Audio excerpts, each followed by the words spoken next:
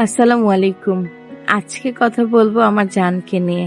হ্যাঁ, জান বললে অনেকেই বুঝবেন না কাকে নিয়ে বলছি। বর্তমান যুগে মেয়েরা আসলে বয়ফ্রেন্ডকে বাবু সোনা বলে নাকি ডাকে। তো আমি একবার মনে মনে ভাবলাম যে আমার যদি কখনো ছেলে হয় তাহলে আমি ওর নাম ফাইজান রাখবো। এটা জাস্ট দু একদিনের ভাবনা। তো ফাইজান রাখবো, কেন রাখবো? যেন আমার ছেলেকে আমি শর্ট করে জান ডাকতে পারি। কারণ ওর গার্লফ্রেন্ড হলে ভবিষ্যতে বা ওর বউ হলে ওকে যদি আদরের গলায় বাবু বলে ডাকে, আমিও যদি আমার ছেলেকে বাবু বলে ডাকি, তাহলে ব্যাপারটা কেমন হয়ে যায় না? এই জন্য আমি ভাবলাম আমার ছেলের শর্ট নাম জান হবে। এটা হচ্ছে জাস্ট দু একদিনের একটা ভাবনা ছিল। আর আমি কখনো কল্পনাই করি নাই যে আমার ছেলে হবে, কারণ আমি আগেও যখন 2বার প্রেগনেন্ট ছিলাম, যেমন আমার ফার্স্ট প্রেগনেন্সিতে আমার যেমন লক্ষণ ছিল, আমার মেয়ে হলো, আমার মাইশা। তারপর আমার যখন টুইন হলো, ওরা দুজনও মেয়ে ছিল আমার। তো ওদের বেলাও আমার সেমই লক্ষণ ছিল। তো আর আমার জানের বেলাও, মানে আমার ফাইজানের বেলাও আমার সেমই লক্ষণ। তো আমি একেবারে 100% শিওর ছিলাম যে আমার এবারও মেয়ে হবে।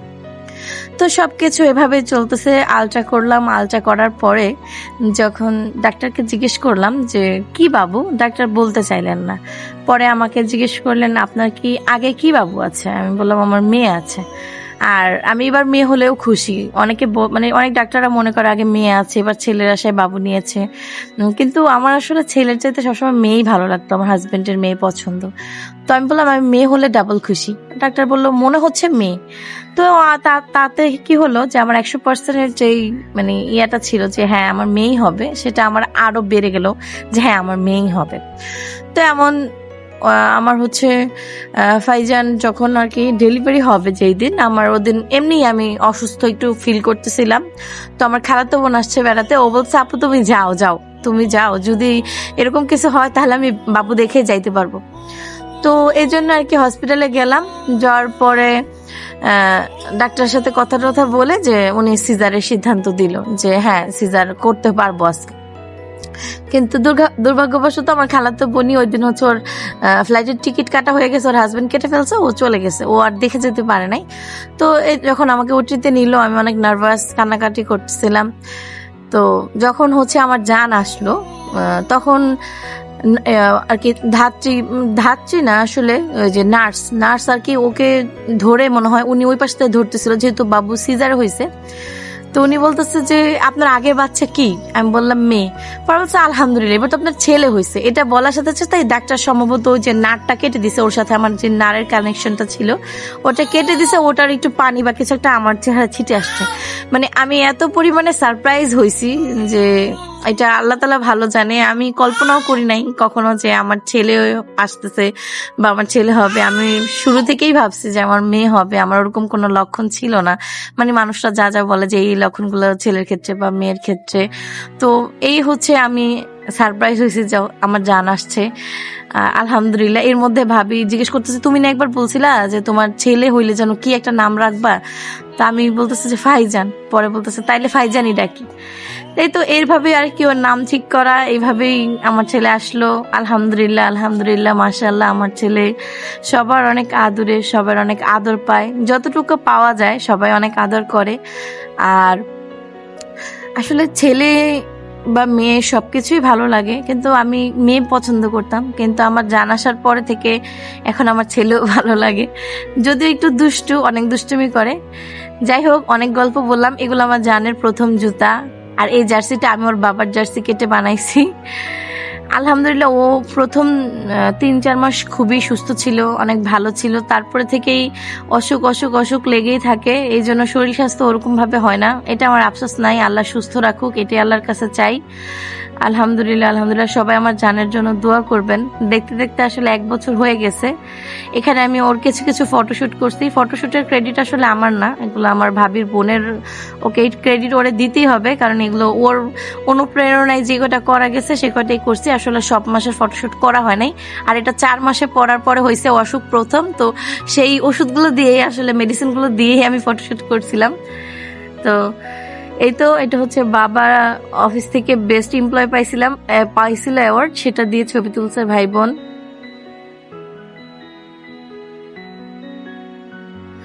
এখানে হচ্ছে মাইশা ব্যাচ কিনে নিয়ে আসছিল ব্রেসলেট সবার, তো সেগুলো দিয়ে আমরা ছবি তুলছি। আর এটা কিন্তু ওর মাথার মধ্যে একটা প্যান্ট পরাইয়া তারপর ছবি তোলা হয়েছে। এটা 4 মাসের ফটোশুট। আমরা আসলে কন্টিনিউ করতে পারি না এই ফটোশুট গুলা, 6-7 মাস পর্যন্ত করা হয়েছিল। আজকের ভিডিওটা জানি অনেক বড় হয়ে যাবে, কিন্তু আরো অনেক অনেক ছবি ছিল। আমি চাইছিলাম যে আমার ছেলে যখন হবে ওর সাথে আমার কাটানো স্মৃতি, সবার স্মৃতিগুলো যতটুকু পারি আমি সবার সাথে শেয়ার করব। অনেকে বিরক্ত হবেন, কিন্তু যার ভালো না লাগবে প্লিজ স্কিপ করবেন।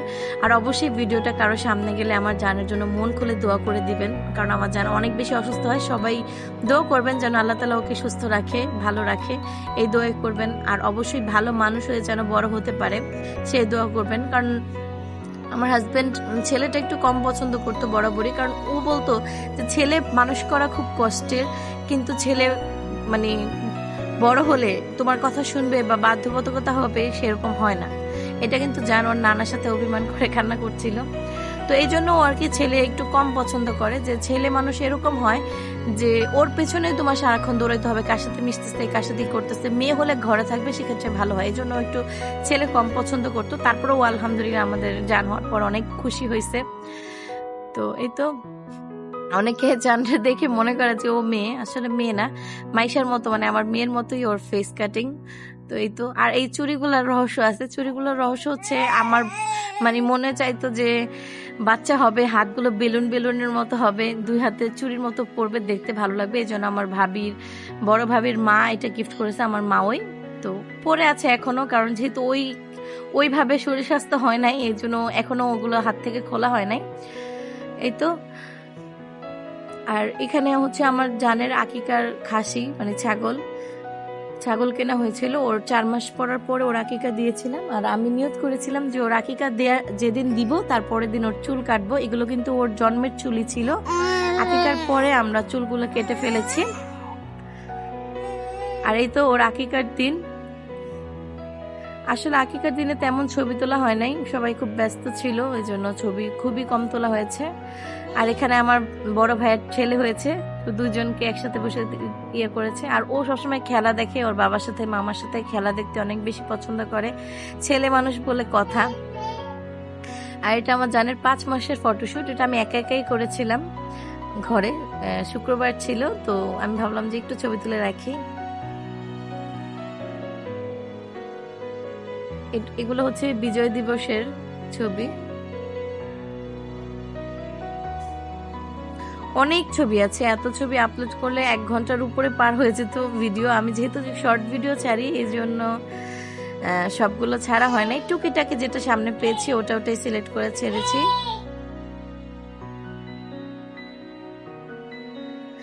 সবাই দোয়া করবেন আমার জান যেন অনেক ভালো থাকে, সুস্থ থাকে। ওর অসুস্থতাটাই সবচাইতে বড় ইয়ে। আমি ভিডিওটাও ছাড়তাম না, কিন্তু আমি চাই স্মৃতি হিসাবে ধরে রাখতে। এটা 7 মাসের ফটোশুট। আর এগুলো 6 মাসের, সর্বপ্রথম ওকে যখন সলিড দিয়েছিলাম সেই সময়। আর এটা আমি একদিন ঘুম থেকে উঠে দেখি বাবার এখানে শুয়ে আছে, সেটা আমি ছবি তুলেছি। এটা ভ্যালেন্টাইন্স ডেতে ওর বাবা আমার জন্য ফুল নিয়ে আসছে, ও দেখে অবাক হয়ে গেছে। আর এটা হচ্ছে আমরা পুরান ঢাকা গিয়েছিলাম ইফতারি আনতে ওর নানার সাথে। আর এটা আমার জানার 4 রাতের মেহেদির ছবি।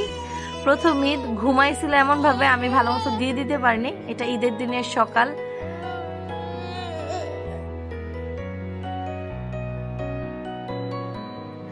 এটা আমরা ঈদে ঘুরতে গেছিলাম। এখানে হচ্ছে 5 ভাই আছে,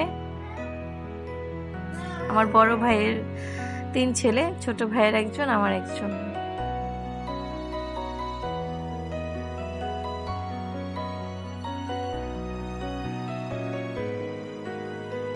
একটা কম্বল মুড়ি দিয়ে বসে আছে সেই ছবি।